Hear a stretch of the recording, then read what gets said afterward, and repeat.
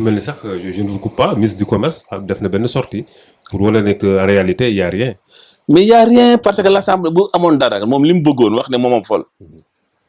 kon bi mu wooyee nit ñi mais le 9 juillet dernier nit ñi dañu wote budget bi mais ñi mu woo ñëpp ndax am na numéro téléphone yi dafa bokk ci convocation yi ñi mu woo ñëpp bu dee mag nga wala chef d'entreprise nga wax bu neex coupé mais ce jour amul benn chef d'entreprise membre de la chambre de commerce bu bàyyiwul sa liggéey ñëw taxaw ils ont voté le budget à l'unanimité te ñooñu ñoo ma fol Ibrahima Lo mi nga xamante ne moo nekkoon sama challenge ñëw jàpp ci lam waxoon mu def ko ñu ànd liggéey bokk benn bureau bu homogène mu ne léegi Ibrahima Lo pourquoi may ànd ak moom ñooñu ay adversaire am lañ man au moins adversaire waxoon naa ko nee naa ko au niveau de la chambre ñun ñoo bokkoon benn liste yàlla suturaal na ma ñi nekkoon beneen liste bi ànd defar Sénégal chambre de commerce ñun ñëpp rejoindre nañ mais j'ai allé plus loin parce que ñun fexe nañ ba ñi doon tourner autour yëpp te affaire bi intéressé leen mais ñu intégrer leen ci affaire bi def leen ay membres associés pour parce que dañu war a ànd bokk li ñu bokk bu fu ko yàlla yemale mais muy sama programme bi nga xamante ne bureau bi accepté na ko assemblée bi entériné ko muy sama feuille de route yooyu yëpp pour moom loolu intéressé tu ko baaxul li baax daal mooy comme que moom li mu bëggoon amu ko manipuler na ma sottiwul léegi je suis l'homme à abattre léegi nag mu tourné ci les présidents des chambres de commerce waaw dañu war a ñëw xeex parce que boo xoolee ressources yëpp Dakar a ko yor Dakar ressources yi mu yor yeneen chambre yoruñu dara Dakar yan ressources la yor le port de Dakar chambre de commerce Dakar le port de Dakar chambre de commerce Dakar a ko créé président su conseil d'administration mu ngi ñu rëcc ci fin wu réunion Abdou Diouf kon kooku bu ñu amee ay instruments de travail yu ñu fay liggéey ça ne date pas d'aujourd'hui membre du conseil d'administration bi mu doon wax chambre de commerce a été toujours représentée par le secrétaire général Lamine Niang sax musu ko yor. C'est le SG qui représente. Au niveau de COSEC mais COSEC bu dimbalee chambre de commerce Sénégal yi ba ñu am fu ñu mën a nekk tey am ay sièges kan moo ko def Dakar c'est le président Lamine Niang moo ko teg ci table ji discuter ko indi financement bi chambre de commerce yi ngay gis yëpp ci Dakar avant programme Lamine Niang boobu da nga ci daan dem chambre de commerce boo xamante ne presque ci ay garage la ñu nekk luyee benn poxus nekk fa kon bu ñuy wax gestion bu am njariñ ci biir union mais Dakar a ko def ndax moo tax région yooyu yëpp kenn ku nekk mën a am fi nga mën a nekk dina jaadu nag comme que mu ngi critiquer sama gestion te moom presque lu jege 10 ans mu ngi nekk ni président union mais na wax gestion am lan la def. voilà mais union boobu ci bopp ñi dafa mel ni union bi daal moo leen coiffé mooy seen patron mooy leen defloo moo leen bàyyiloo. parce que non xam nga union bi structure de coordination la. biñ ko defee Lamine yor ko daan na fexe link ñëpp moo tax résultat bi ma la wax mais moom bu mu ñëwee daf ko def yëfu boppam conflit bu toll nii bu amee yow ngay président union mais da ngay def ci ordre du jour bi ne li ma opposé ak Dakar mais defu ko dafa dem gis certains présidents waxtaan ak ñoom ñu union de Dakar nanguwuñu wax ci affaire bi. amul benn convocation bu mun a yónnee bu mus a yónnee wax ci ndax différent dafa ñëw rek sant ma yooyu bëgg manipuler ma nanguwuma rek mais je suis l'homme à abattre te bëgg na ci dugal ñeneen ñi loolu moo tax mu génne ces histoires de moyens problème moyen amul suñu diggante ak union en tout cas ce qui est sûr et certain li union am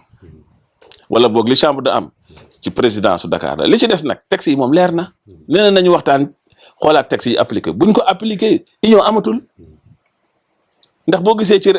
loi bi nga xamante ne moo fi jëlee chambre de commerce yi la loi de 2017 mais l'article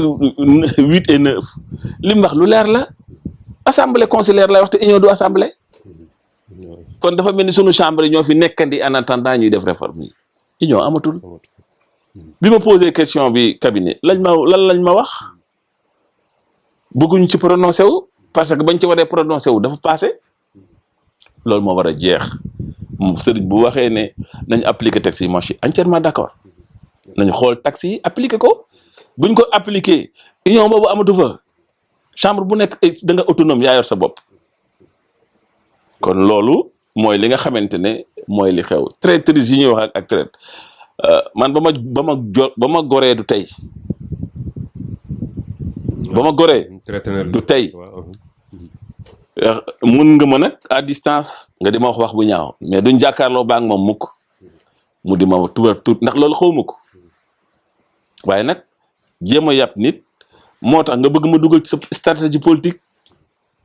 ndax moom dafa am beneen agenda bu bokkul ak chambre de commerce yi. waaw dafa am agenda politique. dafa am agenda politique ku ne gis na ko Kaolack secrétaire Kaolack. waaw maire de Kaolack. moi man dama ci li ma nekk laa nekk ci li ma nekk je suis un opérateur économique ci loolu laa yem moom nag comme que am na ay visée am na agenda mais du man la ciy dugal. na déroulé li muy déroulé. na déroulé li muy déroulé surtout bàyyi ñu suñu autorité de gestion ñu gérer au niveau de Dakar léegi nag loolu digganteem la ak autorité yu mu ko seqal ndax dañ koy bàyyi mu jël chambre de commerce ak union def ko des tremplins politiques ndax loolu lay doxal fi mu nekk di mu ngay dem Matam mu ngay waxtaan ak yeneen région pour jéem a seet am force au nom des opérateurs économiques pour mën ci tirer politiquement mais yooyu nekkul préoccupation Dakar nous avons un programme boo gisee boobu ba tey tontuwuma c'est parce que dama defoon ne dina am décence ndax ñun waa Dakar lépp lu ñu def rek ñoo ko defal suñu bopp bu dee moyens ñu war a génnal ñoo ko génnal suñu bopp moom du wax dara lu mu ñàkk ci suñu taxawaay jàppale woon nañu certes mais jàppale bi moom assemblée ba mënu faa nekk ndax bokku ci parce que Kaolack la ndax Kaolack la ne ña bokk ci assemblée ba ñooñu ñoo ma fol buñ may folli ñooñu may folli certes instruire na nag ay nit yoo xamante ni def nañu recours ci suñu vote ci suñu élection mais loolu dossier bu nekk tribunal garaawul nañ bàyyi justice ci loolu mu def ci li mu ci war a def en tout cas li ñuy wax ne Abdoulaye Sow a été très bien élu te sans contestation selon les règles de l'art c'est parce que moom niñ ko falee Kaolack fol keneen Ziguinchor fol keneen Tamba noonu lañ ma falee à Dakar y avait l'administration moo ñëw encadré ñëw toog ñu laaj les candidats ñu génn l'assemblée prononcé wu ma gagné yow nga ne nag système boobu ñu def à Dakar baaxut commencé wax te baax na Kaolack baax na feneen commencé wax ministre parce que ministre boo gisee mu génn parce que dafa mel ni situation bi ay 2010 la te loolu presque jamono ju yàgg la lii ñu def nii li may wax nii c'est 2019 fin 2019 kon ministre bi Diatta bu ko superviser ñu bëgg ñu diaboliser te ay patron dinañ ko laaj lu xew mais dina def sorti ne attention bu leen def amalgame oui. S'il y a des dossiers de 2010 mais loolu ça ne me concerne pas vous avez des dossiers de justice dem leen justice traité ko mais j'ai un président bu décédé ma war koo remplacer jaar naa ko ci yoon jox naa des instructions le gouverneur de Dakar def nañu liggéey bi ñoom ñu ko war a fekke nañ ko fol nañu kenn mais légitimité dafa passé loolu léegi nag loolu mooy li nga xamante ne moo am la ca des nag man fa suma yéene di sori ci wax bi ma wax nii tey ndax il est temps que ma leeral nit ñi rek tout à fait ndax ku ma xam kenn du ma jàngal ngor kenn du ma jàngal it ak taalibe ndax mënoo bëgg Sëriñ Tuubaa ba pare di tiit wala ngay ragal kon la ca des rek mooy ñu joxante cër man sama ngor ak sama dignité du ma ko weccee ak leen dafa juum nag waaw ndax ba may proposé di jàpp ne man war naa mën a nekk un valet boobu dafa xamul man maay kan waaye su laajte woon ba xam dina xam ne yooyu kenn waruma ko proposé jaraloon na ma sax bañ a posé candidature deseg sama ngor. waaw franchement nekk président ba pare ñu lay def loolu. nekk président boo xamante ne da ngay toog nekk un valet. waa ji nekk fi yor sa bureau di ko diriger. jël secrétaire général bi tam. installé biir chambre. toogati encore yor sa courrier di ko gérer.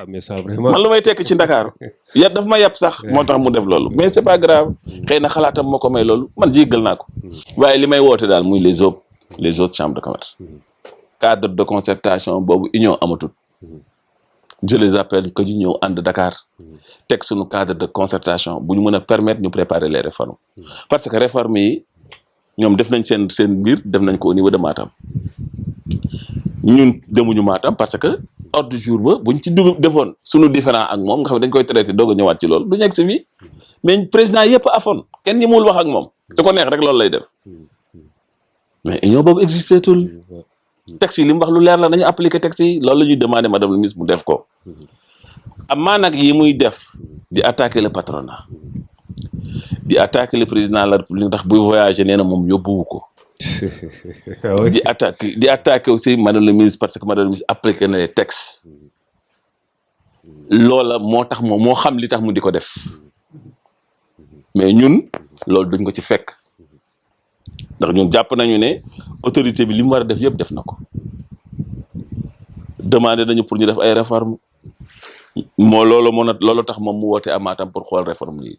ñun tamit ñu ngi préparé pour woo tout le secteur privé et l'ensemble des responsables de Dakar ak yeneen organisation yi nga xamante ne ñu ngi au périphérie yeneen organisation patronale yoo xamante ne bokkuñu fenn mais ñun dañoo bokk ci réflexion bi seen chambre la bien sûr ku defee ne nag da ngay dem fenn rek def sa yëf tailler sa affaire sur mesure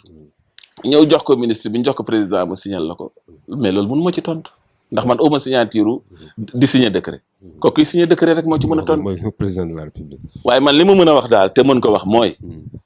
nanu wax yu ñaaw yi amul solo te man Ablaye Sow kenn du ma ci dégg ndax dékkuma foofu li ma koy fàttali nag mooy ba nga xamante ne demoon nañu ba fii mu jaaroon fee ak Lamine ndem si yàlla Lamine ñaa yàlla na ko yàlla yërëm ba Lamine da bind lettre wane ne day suspendre activité am ci ñoom bi ndax lii du bees de Lamine defoon na loolu ok mais keroog bokkoon naa ci ñi nga xamante ne yëkkati woon nañ loxo ne Lamine bu ñu signé lii du ma ko signé boobu xawma ko sax moom sekkuñu dara damaa bëggoon rek nu waxtaan li nga xamante ne moo war a tax Dakar génn ñu waxtaan trouver solution su ko xamante ne loolu bañ a am man mi wax loolu pour Lamine su ma ko amoon man